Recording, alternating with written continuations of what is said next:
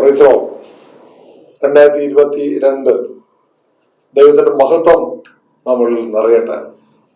James മീഡിയയിലേക്ക് എല്ലാ ദൈവമക്കളെയും സ്വാഗതം ചെയ്യാണ്. ഇന്ന് ഞാൻ നിങ്ങളുടെ മുന്നിലായിരിക്കുന്നത് നമ്മൾ ഒരുപാട് ചർച്ച ചെയ്താണ് സിനിമ വിഷയങ്ങൾ.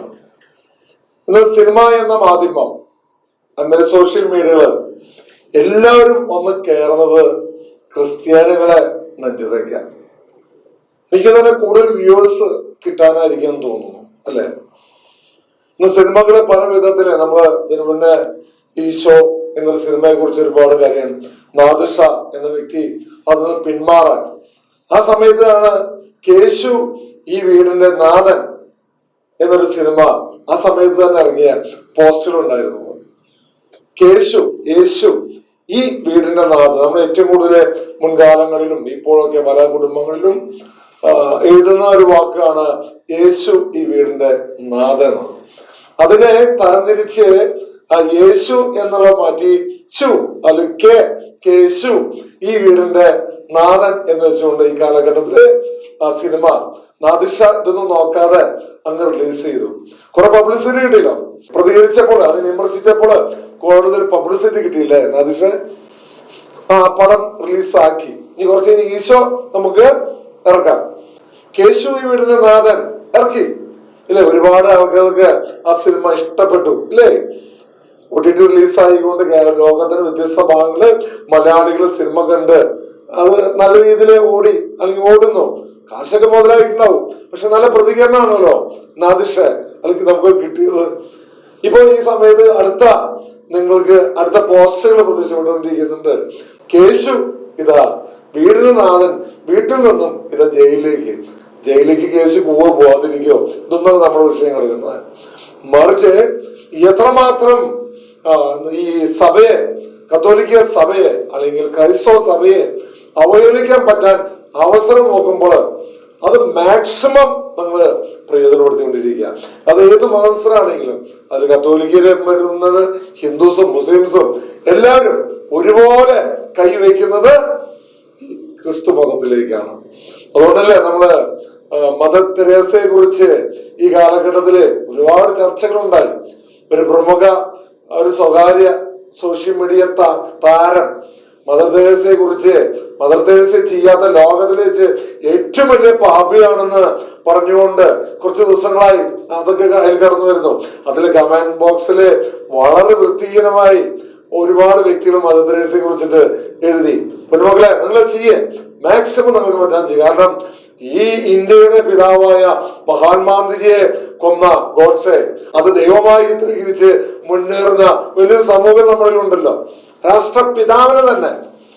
അപ്പോ പോസിറ്റീവായി ഈ ഇന്ത്യ മഹാരാജ്യത്തിന് വേണ്ടി പലരും ചെയ്തു, ഇല്ലെങ്കിൽ പോസിറ്റീവായിട്ട് ഒരുപാട് കാര്യങ്ങൾ ചെയ്തുകൊണ്ടിരിക്കുന്ന ക്രൈസ്തവ വിശ്വാസികള് ഇന്ത്യയുടെ പല ഭാഗങ്ങളിലും സ്കൂളിലും കോളേജിലും ഒക്കെ സ്ഥാപിച്ച് അവിടെ വിദ്യാഭ്യാസത്തിന് വേണ്ടി, ഒപ്പം തന്നെ ചാരിറ്റി പ്രവർത്തനത്തിന് വേണ്ടി ഇറങ്ങി പുറപ്പെട്ട കന്യാസ്ത്രീ സിസ്റ്റേഴ്സ് അല്ലെങ്കിൽ വൈദികര്, ഇവരൊക്കെ ഒരുപാട് പ്രവർത്തിച്ചു. ഇന്ന് പഠനം നമുക്കൊക്കെ ലഭിച്ചു, അടുത്ത തലമുറ വന്നുകൊണ്ടിരിക്കുന്നു. ഇനിയിപ്പം ആ സ്കൂളിൽ പഠിക്കുന്ന നമുക്ക് പറ്റില്ല, ചിലപ്പോൾ ഈ വിദേശ രാജ്യങ്ങളിലേക്കൊക്കെ നേതാക്കന്മാരുടെ മക്കൾ പോകാൻ പഠിക്കണോ, ഇനി സാധാരണക്കാരിഞ്ഞ് അങ്ങനെ പഠിക്കണ്ട എന്ന് വിചാരിച്ചുകൊണ്ടാണോ, അത് ക്രിസ്ത്യാനികളോട് സ്നേഹം പോന്നിട്ടാണല്ലോ ഇന്ന് സ്കൂളിലും കോളേജിലും ഒക്കെ തല്ലി തകർക്കാനും ഇനി ക്രിസ്തീയ വിശ്വാസങ്ങളെ തകർക്കുന്ന ദേവാലയങ്ങളെ തകർത്തുകൊണ്ടുള്ള യാത്ര ചെയ്തുകൊണ്ടിരിക്കുന്നത്. ടോട്ടൽ ക്രിസ്ത്യാനികൾക്കെതിരെയാണല്ലോ യാത്ര ചെയ്തുകൊണ്ടിരിക്കുന്നത്.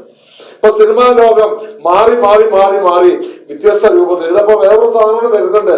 ഞാൻ വായില് ആ പേര് പറയാൻ ഇനിയിപ്പോ അത് കണ്ട് നിങ്ങൾക്ക് കൂടുതൽ പബ്ലിസിറ്റി വന്നു വെച്ചാൽ ഞാൻ പറയാതിരിക്കുന്നത്. ഒരു ട്രയലർ വിജയിച്ചുകൊണ്ടിരിക്കുക അവര്. പ്രത്യേകിച്ച് ഒരു കന്യാസ്ത്രീ വേറൊരു സ്ത്രീയായിട്ട് ബന്ധത്തെ കുറിച്ച് ഒരു സിനിമ ഇറങ്ങുന്നുണ്ട്. അത് എത്രമാത്രം ജനത്തെ നശിപ്പിക്കാൻ പറ്റുന്നുവോ അത്രമാത്രം അതിന്റെ അടിയിൽ കമന്റ് ബോക്സ് അധികം പേരൊന്നുമില്ല. ഒരാൾ ഇത്രയും കാര്യമായി നിങ്ങളെയും നിങ്ങളുടെ മക്കളെയും പഠിപ്പിക്കാൻ ഇറങ്ങി പുറപ്പെട്ട ആ സന്യസ്തരെ ഇത്രമാത്രം നിങ്ങൾ അവഹേളിക്കുന്ന തരത്തില് കുരിശ് കാണിച്ച് ആ ട്രailerനെ കാണിക്കുന്നുണ്ട്. ആ കുരിശിന്റെ അവിടെ മെഴുതിരി കത്തിച്ച് പ്രാർത്ഥിച്ച് അല്ലെങ്കിൽ കൈവച്ച് അവിടുന്ന് വൃത്തിഹീനമായ വലിയൊരു പരിപാടിയിലേക്ക് കടന്നു പോകുന്ന തരത്തിൽ നിങ്ങൾ വളർന്നുകൊണ്ടിരിക്കുക. വളരെ നിങ്ങൾ മാക്സിമം തളരുകയാണ്. ഇനി ദൈവത്തിനെ തുടങ്ങുവാണല്ലോ നമുക്ക് കൂടുതൽ റീച്ച് കിട്ടാൻ പോകുന്നത് അല്ലേ? അല്ലെങ്കിൽ കത്തോലിക്ക സഭ അല്ലെങ്കിൽ ക്രൈസ്തവ വിശ്വാസങ്ങളെ ഇങ്ങനെ എത്രമാത്രം നമുക്ക് അവഹേളിക്കാൻ പറ്റുന്നോ അത്രമാത്രം റീച്ച് നമുക്ക് ലഭിച്ചുകൊണ്ടിരിക്കുക. നിങ്ങൾ മാക്സിമം കാശ് ഉണ്ടാക്കുക അല്ലേ? സിനിമ, സോഷ്യൽ മീഡിയകള്, ഇങ്ങനെ എല്ലാ മേഖലകളെയും എന്താ പറയാ ഇങ്ങനെ പബ്ലിക്കായി ഇങ്ങനെ അവഹേളിച്ച്, പ്രത്യേകിച്ച് നല്ല രീതിയിൽ പോകുന്നവരൊക്കെ പബ്ലിക്കായി അവഹേളിച്ചുകൊണ്ട് മുന്നേറുമ്പോൾ നിങ്ങൾ മാക്സിമം പബ്ലിസിറ്റി ലഭിക്കുക, റീച്ച് നിങ്ങൾക്ക് ലഭിക്കുന്നു. സാമ്പത്തികമായി നിങ്ങൾ വളരെ, കാരണം മറ്റുള്ളവരാരെങ്കിലും ഇതിനെ വിമർശിച്ചാൽ നിങ്ങൾ പെട്ടെന്ന് വളർന്നുകൊണ്ടിരിക്കുകയല്ലേ. ഇനി അടുത്ത ഈശോ സിനിമ നാദിഷ ഇനി അടുത്ത് ഉന്നം വെച്ചുകൊണ്ടിരിക്കുക. കേശുവിനെ മനസ്സിലായി, നാദിഷയ്ക്ക് മനസ്സിലായി. ഇനി അടുത്തത് ഈശോ ഇല്ലേ? ആരൊക്കെ എന്തൊക്കെ പ്രതികരിച്ചാൽ നമുക്ക് എന്നാ കുഴപ്പമില്ല അല്ലെ നാദിഷ? ഞാൻ നാദിഷയോട് വ്യക്തിപരമായി അന്നും ഇന്നും പറയുന്നത് വൈരാഗ്യം ഞങ്ങൾക്കില്ല. പക്ഷെ നാദിഷ മനസ്സിലാക്കിയിരിക്കുക, നമ്മുടെ ഈ നാട്, ഈ കൊച്ചു കേരളം എന്ന് പറഞ്ഞാല് മതസൗഹാർദ്ദത്തില് വളരെ ഒരുമയോടുകൂടെ സ്നേഹത്തോട് കഴിയുന്ന ഈ നാട്, ഓണം എന്നോ അല്ലെങ്കിൽ ക്രിസ്മസ് എന്നോ അല്ലെങ്കിൽ മൊഹറം എന്ന് എന്തോ ആയിക്കോട്ടെ, ഇതൊക്കെ നമ്മൾ ഒരുമയോടെ, ഇല്ലെങ്കിൽ നമ്മളൊക്കെ സ്കൂളുകളും കോളേജുകളൊക്കെ പഠിച്ചിരിക്കുന്ന കാലഘട്ടങ്ങളിൽ ഇത് നോക്കിയിട്ടൊന്നുമല്ല നമ്മൾ പോയിരുന്നത് ഇല്ലേ? എന്തോ സ്നേഹത്തിൽ കഴിഞ്ഞിരുന്ന ഈ കൊച്ചു കേരളം എന്നറിയാം. ആ കൊച്ചു കേരളത്തെ തകർക്കാൻ വേണ്ടി ഒന്നുകിൽ സാമ്പത്തികമായിരിക്കും, അല്ലെങ്കിൽ ആരെങ്കിലൊക്കെ എന്തെങ്കിലുമൊക്കെ ലക്ഷ്യത്തില് നിങ്ങൾ കരുകളായി മാറിയിരിക്കാം. എന്തോ ആവട്ടെ, ഈ വരുന്നവർ മുഴുവൻ കയറുന്നത് കത്തോലിക്ക സഭ അല്ലെങ്കിൽ നമ്മുടെ ക്രൈസ്തവ സഭയെ എങ്ങനെയൊക്കെ താറുമാറാക്കാൻ പറ്റുമോ നിങ്ങളൊക്കെ മാക്സിമം പരിശ്രമിച്ചുകൊണ്ടിരിക്കുക. വിജയിക്കട്ടെ നിങ്ങള്. പ്രത്യേകിച്ച് 2022 നിങ്ങൾ പുതിയ പുതിയ സിനിമകളൊക്കെ ഇറക്കി ഇനി മാക്സിമം അച്ഛന്മാരെയും സിസ്റ്റേഴ്സിനെയും എത്രമാത്രം കരുതേക്കാൻ പറ്റും അത്രമാത്രം കരുതേക്കും നിങ്ങള്. പക്ഷെ കരുതേക്കുമെന്ന് ഓർക്കണം, ദൈവം ഉണ്ടോട്ടോ. ദൈവത്തിന്റെ ഉത്തരം അതങ്ങ് സ്വർഗത്തിലോ നരകത്തിലോ ഒന്നല്ല, ഭൂമിയിൽ ഇരിക്കുമ്പോ തന്നെ അതിനുത്തരം തരും. പണ്ടത്തെ പോലെ ഉത്തരങ്ങള് തെറ്റുകളിൽ ചെയ്യുമ്പോൾ ഇത് മരണത്തിന് ശേഷം ഒന്നല്ല, ജീവിച്ചിരിക്കുമ്പോ തന്നെ ദൈവം വളരെ ഫാസ്റ്റാ ഉത്തരങ്ങൾ തന്നുകൊണ്ടിരിക്കുക. ഞാൻ ആദ്യം വിധിക്കാനോ കുറ്റപ്പെടുത്താനോ അല്ല ചെയ്യുന്നത്, പക്ഷെ ഞാൻ പറയുകയാണ്, പിന്മാറുമെന്ന് മക്കളെ. നമ്മുടെ അടുത്ത തലമുറ നന്നായി വരട്ടെ. നമ്മുടെ തലമുറ ഇന്ത്യ മഹാരാജ്യം വളർന്ന് പന്തലിക്കട്ടെ എന്ന്. ഇവിടെ രാഷ്ട്രീയം അല്ലെങ്കിൽ രാഷ്ട്രം വലിയ സ്വപ്നമുണ്ട്. അതിനിങ്ങനെ കുറെ ശാപങ്ങളൊക്കെ മേടിച്ചു കൂട്ടരുത്. നമുക്ക് മതസൗഹാർദ്ദത്തില് നമുക്ക് ഒരുപാട് കാര്യങ്ങൾ ഈ ഭാരതത്തിന് വേണ്ടി എടുക്കണം. അതിനുവേണ്ടി നമ്മൾ ഒരുമിച്ച് പ്രയത്നിക്കുക. സോഷ്യൽ മീഡിയ എന്ന പ്ലാറ്റ്ഫോം നമ്മുടെ കയ്യിൽ ഉണ്ട് എന്ന് വിചാരിച്ചുകൊണ്ട് ഏത് വൃത്തികേടിനും നിങ്ങൾ കൂട്ടു നിൽക്കാതിരിക്കുക. മനസ്സിലാവുന്നുണ്ടോ? കേരളത്തിന് ഒരുപാട് പഠിപ്പിച്ചുകൊണ്ടിരിക്കുക, ഇല്ലെങ്കിൽ ലോകത്തിന് ഒരുപാട് പഠിപ്പിച്ചുകൊണ്ടിരിക്കുക.